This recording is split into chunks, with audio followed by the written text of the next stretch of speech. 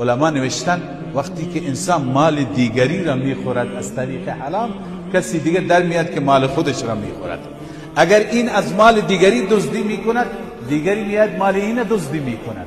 اگر این از کسی دیگر ربا میگیرد، دیگری میشه برای از این ربا بگیرد. و خوردن مال دیگران یکی از صورتهایش امروزه کلاهبرداری هست. بسیاری از مردم هستند در بازارها، در معاملات فریب میدهند هم دیگر را، کلاهبرداری میکنند.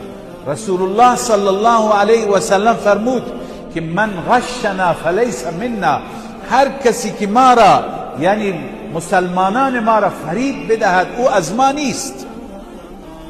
هر کسی که مسلمان را فریب میده، کلاهبرداری میکند،